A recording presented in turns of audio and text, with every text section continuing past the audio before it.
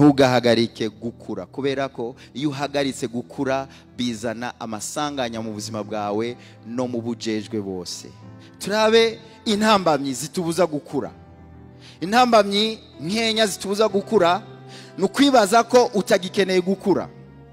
Hari umuntu uraba mu buzima ukamubona afise ama experience, afise urutonde rw'ibintu ashobora kuvuga amaze gushikako, ariko warunguruka ubuzima bwiwe ukabona ko arazi neza ko gukura bidakenewe muri we, ntagikeneye gukura.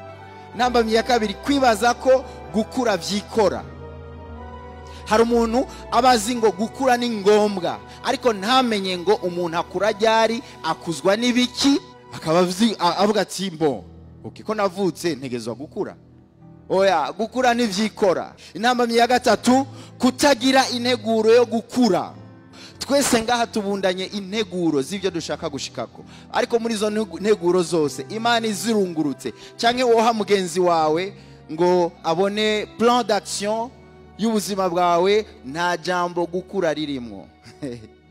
Urazi, kubera ko turashobora kurota no kugira umwete wo gukuza ibindi byose, ama business, ama entreprise, amashengero akure, urumva, imiryango ikure, tuvyare, dufise bane, dukeneye wa gatanu, okay, bakuze nabo barakwiye, nibige, baje bave mu Bufaransa baje Canada, bave Canada baje, hanyuma ibintu byose tukapanga kugira ngo tubikuze, sauf jewe nzokura ryari, ndafise gahunda yo gukura canke narahejeje gukura.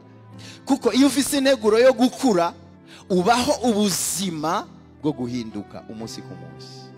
Intambamyi ya kane, kugira umwete wo gukuza ibikorwa nari ndayivuze, ariko wewe ukaguma kwa kundi nyene, ibindi byose bikure, ariko gufata ikiyongo nirabe ngo ngeze hehe mu bijanye na maturité, croissance spirituelle, jewe ndi mu biki.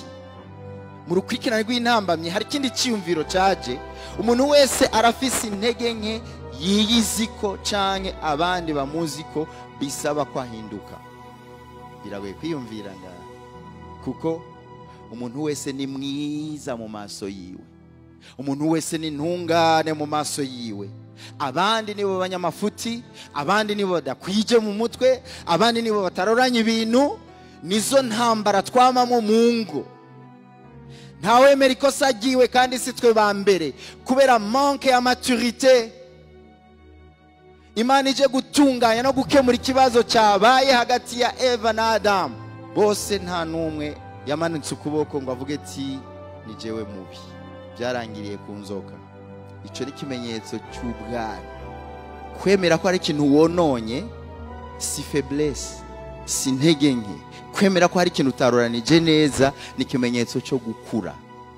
Ni jewe, mbabarira, ndiko ndagerageza, ndabizi ko bidahagaze neza, ndazi ko ngorana, I'm sorry, ndabizi, ndiko ndasenga, nawe mfashe unsengere. Bene izo mvugo zirakenye mu miryango, bene izo mvugo zirakenye mu bikorwa by'Imana, nk'uku mu ma departement, mu migwi itandukanye. Bene izo mvugo zirakenye, ni ikimenyetso cy'uko abantu ntidushaka gukura.